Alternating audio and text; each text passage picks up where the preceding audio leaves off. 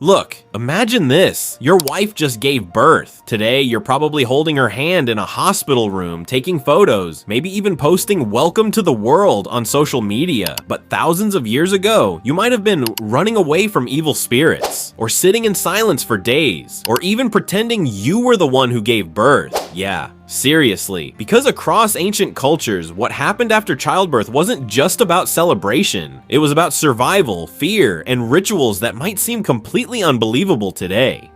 My name is Flash, and today we're diving into one of the most fascinating comparisons in human history: what ancient people did after childbirth and what we do now. And trust me, by the end of this, you'll realize just how much the world has changed. Let's start with something important. In ancient times, childbirth was incredibly dangerous. There were no hospitals, no doctors as we know them, no pain relief. Women and babies died often. So for ancient people, birth wasn't just a happy moment. It was a battle between life and death. And because they didn't understand biology the way we do today, they explained things through spirits, gods, and unseen forces, which is why what came after birth was filled with rituals, not just to celebrate, but to protect. Let's go through some of the most shocking ones. 1. Protection from evil spirits.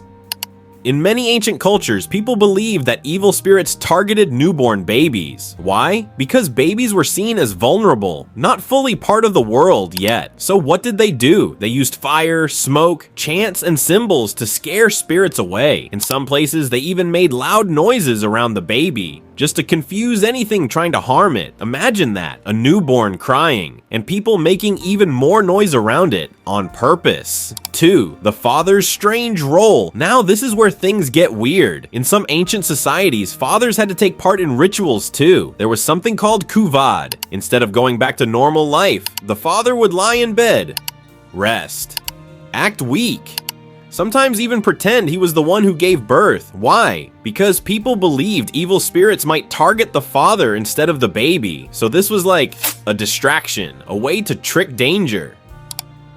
3. Isolation periods. After birth, the mother and baby were often kept away from everyone, sometimes for days, sometimes for weeks. They were seen as being in a sensitive state, almost between worlds. No visitors, no celebrations yet, just silence, rest, and protection. It wasn't just cultural, it was survival. 4. Cleansing and purification. Many ancient cultures believed that birth made the mother impure. So after giving birth, there were cleansing rituals, baths, special herbs, prayers. In some cases, the mother couldn't return to normal life until she completed these rituals. Today, that might sound harsh, but back then, it was seen as necessary. Now compare that to today. Everything is different. 1. Hospitals and medical care today. Childbirth usually happens in a hospital, with trained doctors, with equipment, with knowledge. What used to be a life-threatening mystery is now something we understand and manage. The focus isn't on spirits anymore, it's on science. 2. Immediate celebration instead of isolation and silence.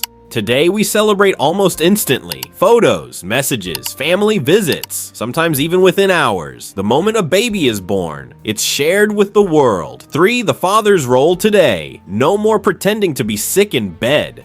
Today, fathers are often right there in the delivery room, supporting, helping, sometimes even cutting the umbilical cord. The role has completely changed, from symbolic rituals to real emotional involvement. 4. Post-birth care and bonding. Today, there's a huge focus on bonding, skin-to-skin contact, breastfeeding support, mental health awareness, instead of fear and isolation. It's about connection and care. But here's something interesting. Even though everything looks different, some things haven't changed. People still want to protect newborns. People still celebrate life. And deep down, that instinct to care, to guard, to love, it's exactly the same as it was thousands of years ago. The methods changed. The meaning didn't. So the next time you see a newborn baby, or celebrate a birth, just remember, there was a time when that same moment was surrounded by fear, mystery, and rituals we can barely imagine today. From scaring away spirits, to posting on Instagram, from isolation to celebration, humanity has come a long way, but at the center of it all is still the same miracle: life.